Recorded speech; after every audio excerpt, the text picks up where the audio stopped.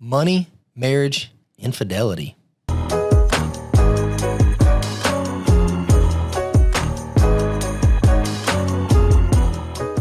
Hello, and welcome to the My Father Said podcast, where we discuss all things faith, finance, and family. I'm one of your hosts, Ryan. I'm both a father and a son. Hey, everybody, I'm Robert, his dad, and my dad's son. And today, we are going to talk to you guys about infidelity in your marriage. Dramatic pause for effect. Yeah, that's what we're talking about? Talking about infidelity in your marriage, but not the one you're thinking about, not cheating on someone. We're talking about infidelity with your finances. Oh. Financial infidelity. If you guys have listened to any of our podcasts, we were actually talking about this earlier. We have used the term financial infidelity a few times. That's something that we see a lot in this industry.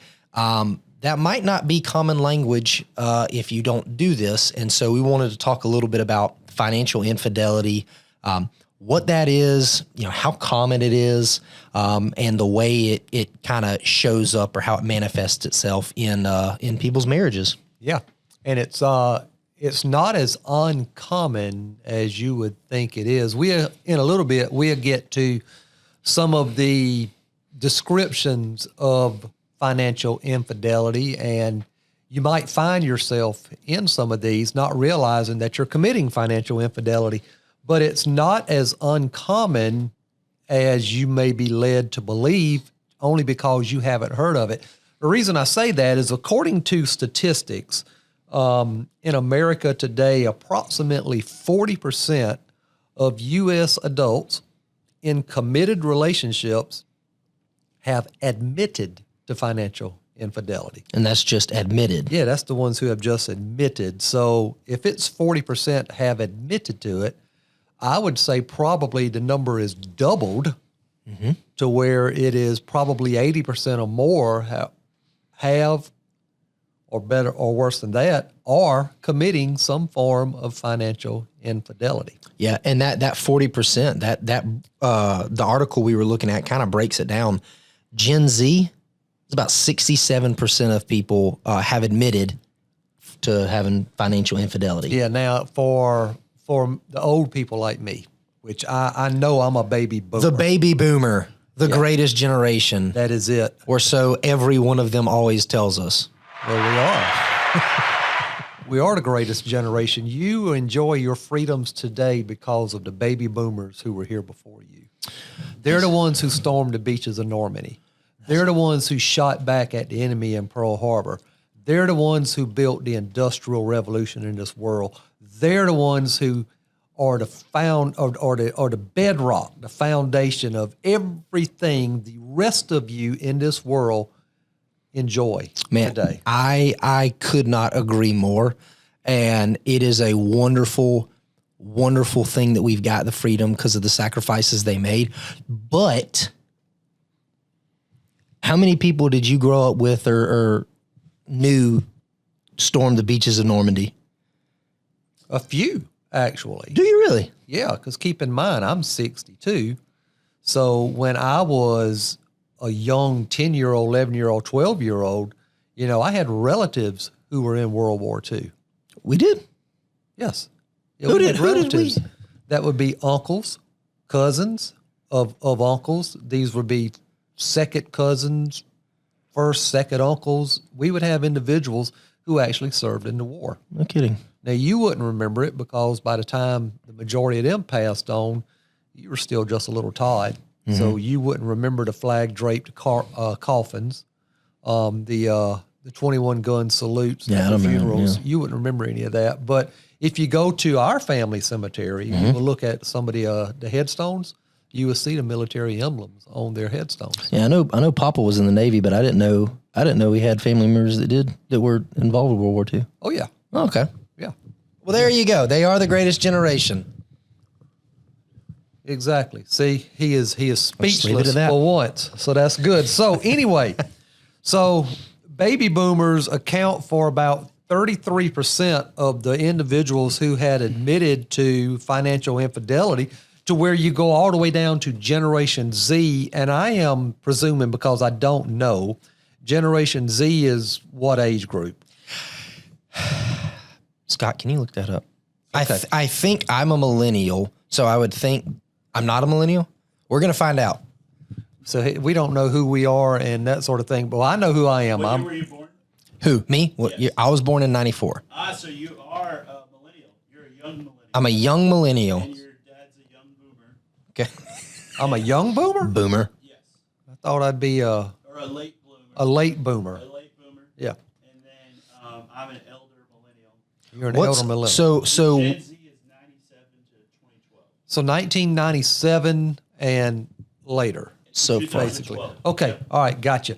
So the Generation Zs are less trustworthy in their marriages. They, when it comes to finances, because fully 2 out of 3 of them have financial infidelity. They cheat on their spouse, financially speaking, which is not a good way to do a marriage, simply because, in our setting of faith, family, and finance, Genesis chapter 2 tells us, and I emphasize Genesis chapter 2 because it's like a foundational book of the Bible.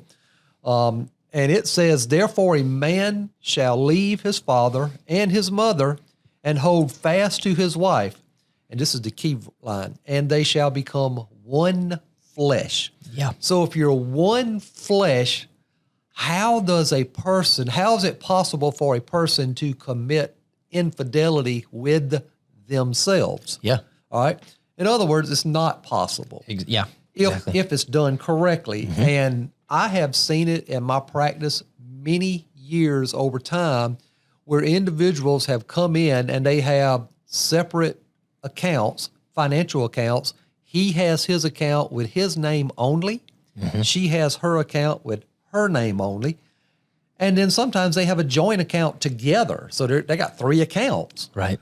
But it's still, it's our money and my money is Yeah. how they look at it. And that's, I'm not sure how well that works. Yeah. Right? That's you're keeping everything separate, and that's exactly what it makes your marriages separate. Like there's the words in scripture aren't used flippantly. They're there for a reason. And becoming one flesh, you are one. You're not separate. You don't have separate accounts. And you know what's crazy? So looking at the statistics, baby boomers were around 33% have partaken in some sort of financial infidelity. And then it increases every generation down to Gen Z, which is around 67%. If you also look at it, the divorce rate for millennials, for generations, increases each generation. So not saying that one causes the other, but There's a correlation. there's a correlation. Yeah, there's a correlation because you got to have, for a marriage to work, you got to have honesty. You got to have transparency. We know that at times our undergarments aren't the cleanest in the world, and we know that our socks smell bad, and we know that we usually have stains under our T-shirt, armpits. So we that happens. And, we have this idea going into these relationships that everything looks like the first time I met this person, just as prim and proper as can be. Alexia, you are as beautiful as the day I met you, the first time I ever laid eyes on you. I don't know what Dad's talking about. You will. But anyway, as you go on in life, though, you find out, we all have our peculiarities. And one of the worst that I see out there is how marriage couples seem to treat each other or withhold from each other the intimacy of the financial side of the things in marriage.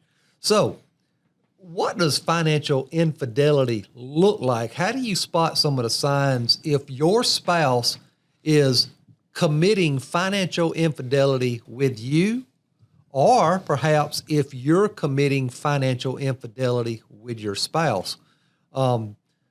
What's some of the signs? Well, one of the first ones that we recognize is when spouses are not being honest with their other spouse about their money. They are intentionally lying about what they're spending money on. they're intentionally lying about their income. They're intentionally lying about their debts. And what I mean by that, if you want to break it down, income. Yeah. You know, you've got, you know, your W-2 job where a lot of people have, and, you know, each spouse knows what the other one's doing. But when you have one of the spouses who has a little side gig going on, and it might be one of those things which is cash, Yeah. you know, something like that coming in, and they do not share that information with the other spouse. They keep it away from them so they can have their little kitty. That's infidelity. Yeah, a good thing to look at is if you are hiding something, Yeah. or you think you're hiding something, or you feel like it, it's a good chance you are. Yeah, I like and, that. And that would be infidelity. And you kept saying something, which I agree with everything you said, but intentionally lying about something, intentionally not being truthful, intentionally omitting something. Well, hey, I'm not lying about my debt. She hadn't asked me if I've gotten 2 new credit cards. I have, but she didn't ask about it. So I'm not being infidelity. You know, no, that is still infidelity, lying or intentionally omitting things or hiding things in the realm of finances. All of that's financial infidelity. Yeah. I was talking with someone just a couple of weeks ago, and they had gone on a trip down to Disney World. And they found out that on the way into the park or something like that, there was some outfit outside doing a Disney World credit card. And if you signed up for the Disney World credit card right then and there at that point, you would get like $400 off of tickets or something like that, some number. But it was like, I remember the number being around 400. And so this person said, so I did it. I said, okay. But see, this person did not go down there with their spouse. It was one of these friends trips where the friends went with the kids and the other spouses stayed home. And so I said, okay. I said, well, what does so-and-so think about that? Well, they don't know. I said, so you're committing financial infidelity. And they just kind of looked at me. I said, how long have you had this? Well, I hadn't had time to tell them. I said, well, how long did you have this? Well, it's been about a week. I said, you've seen them every day for a week and you haven't told them that you've applied for this card. Well, I'm going to tear it up. I'm going to get rid of it. I just wanted to get the $400 discount. I said, I understand. I said, however, you haven't told your spouse. I said, how do you think your spouse would feel if they find out that you've got this card, even though your stated intention is, I'm going to tear it up. I'm going to get rid of it. You didn't talk with them before you opened it up. That's financial infidelity. Yeah, there's no getting around that. That's exactly what that is. So being dishonest about money in any shape, form, or fashion. Ryan, you said it pretty good there. I hadn't thought about how you said it before. If you'd you say it? If you have done it, if you're thinking about doing it. Oh, hiding it? Yeah. Yeah, if you think you're hiding it, you feel like you're hiding it, or you are hiding it, that's financial infidelity. Yeah. I hadn't heard it put that way before. That's pretty good. Another sign of financial infidelity going on inside the household is hiding assets, which is things like keeping secret bank accounts. Yep.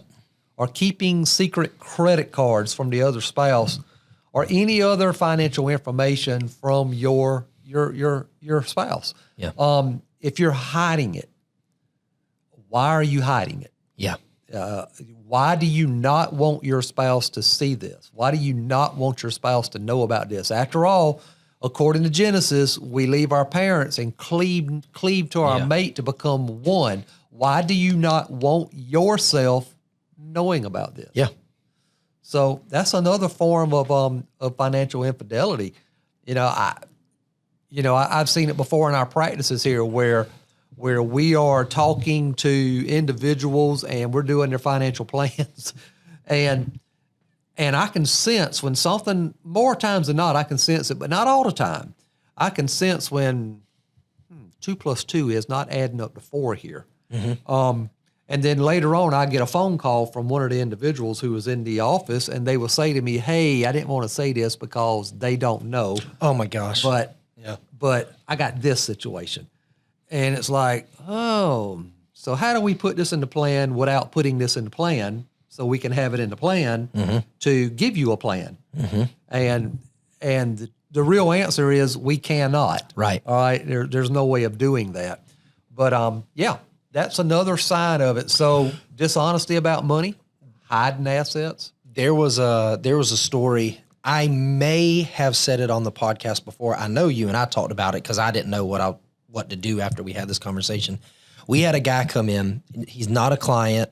He came in and just wanted to talk about some situations, but he told me he was a widower. His spouse had passed away, and he remembered.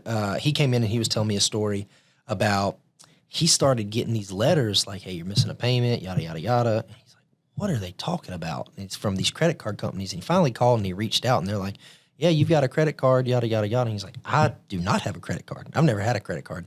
And turned out that his now deceased wife had opened up like 3 credit cards and forged his signature on it and got the credit cards and was spending it, and then she passed away. And so he never knew about it. It just kept getting all this interest. And since it was in his name, he was getting all the bills and his credit was tanking and he couldn't figure out why. And so he told that story. And I can't exactly remember why he came in and talked with us, but this had happened years in the past, and he said it took him a long time to get out all of that. That's financial infidelity. And then that's also, those are some of the consequences. You might open up a credit card and think, "Hey, I'll cut it up or I'll pay it off." And then something happens and you don't do it. And then God forbid you pass away and you strap your family with something.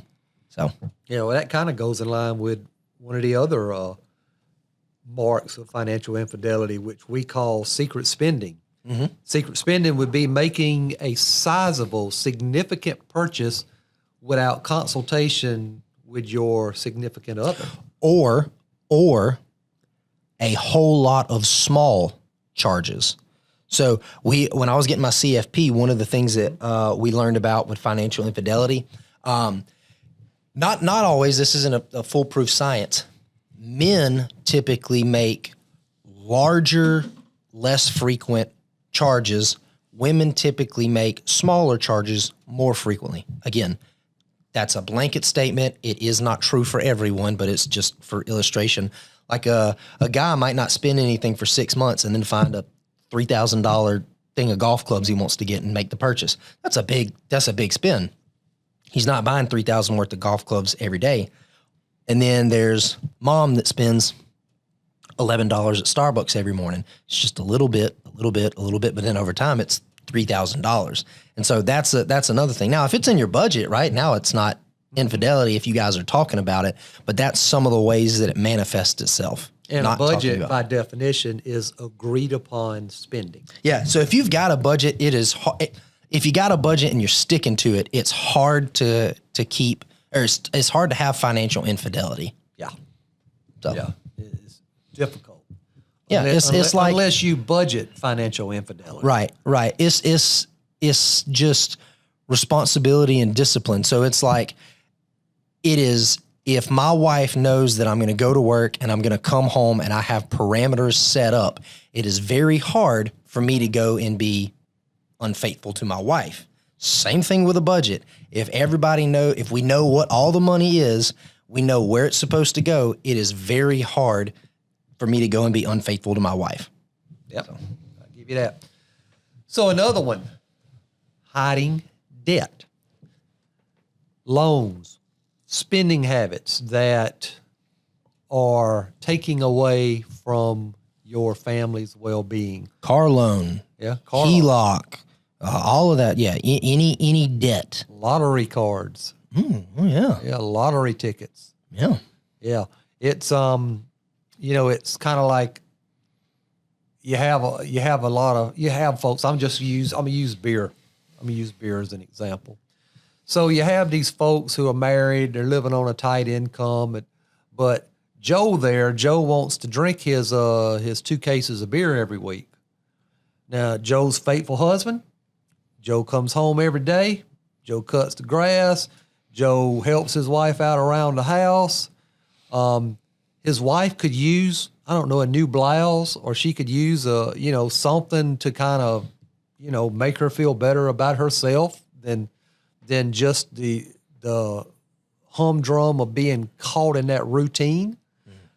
And Joe's like, well, I take care of my wife. We ain't missing no bills. I got this going on, but I'm going to drink my 2 cases of beer. My 2 cases of beer.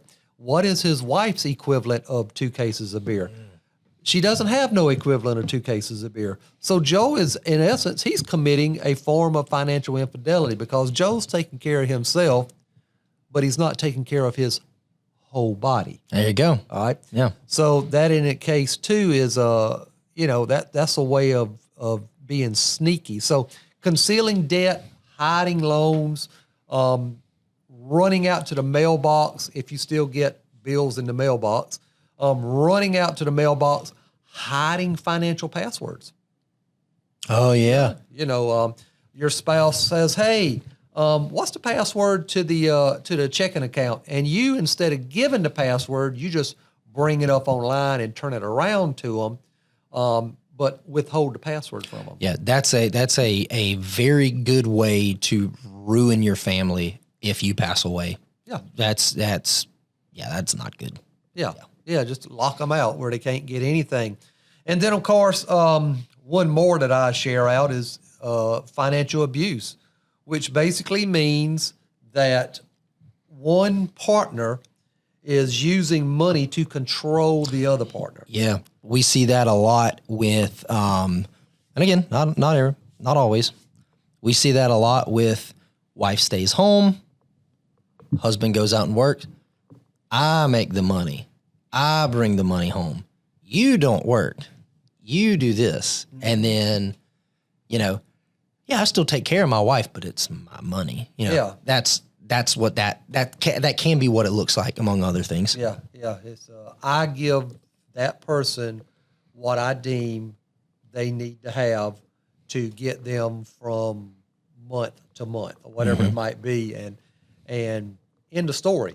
And if they think they're going to try to better themselves elsewhere, I just cut off the funnel, and they can't get anything. So it's take what I give you or get nothing at all. Right. That's financial abuse, and that's financial abuse inside a marriage with financial infidelity, and that's not good. That's just not a good way to be.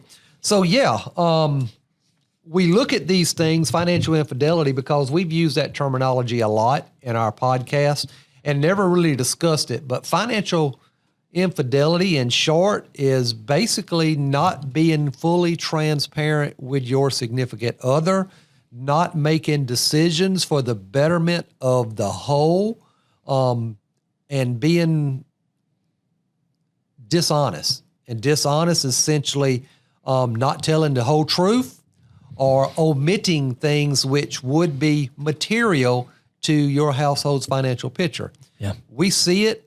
It's very common.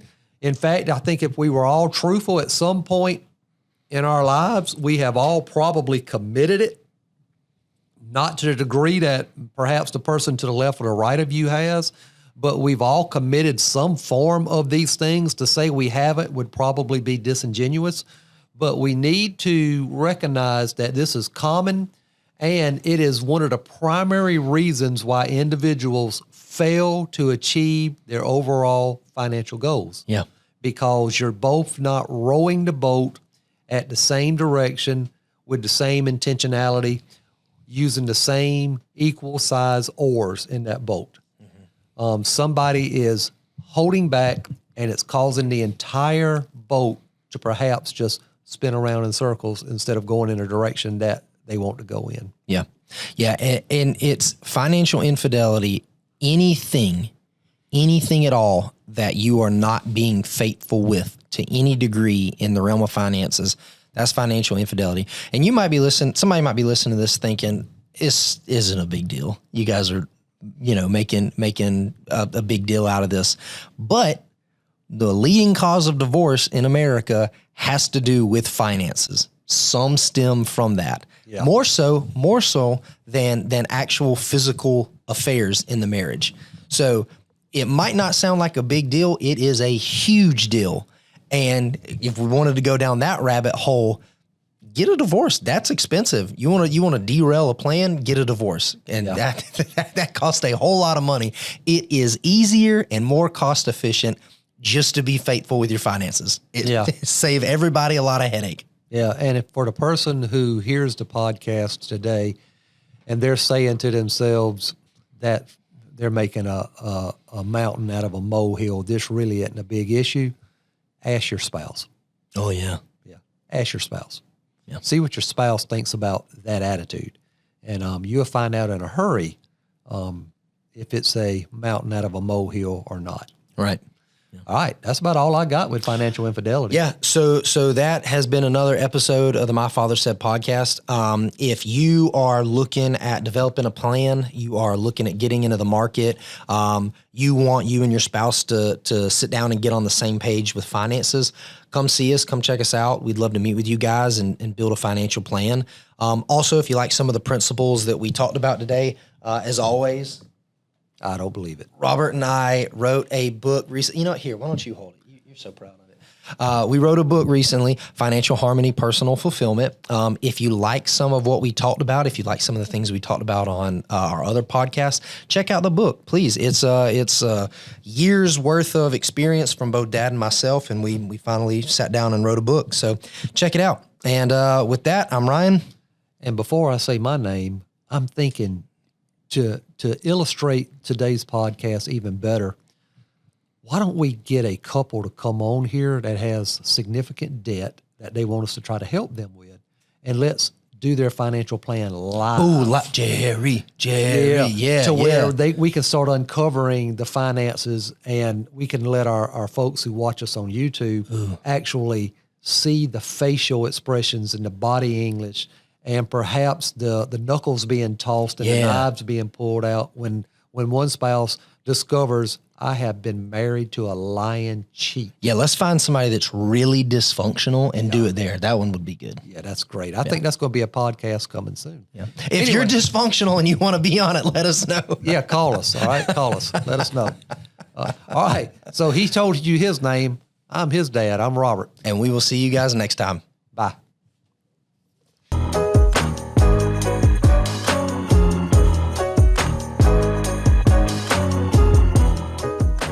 The opinions voiced in this video are for general information only and are not specific advice or recommendations for any individual. All performance reference is historical and is no guarantee of future results. All indices are unmanaged and may not be invested into directly. Economic forecasts set forth may not develop as predicted, and there can be no guarantee that strategies promoted will be successful.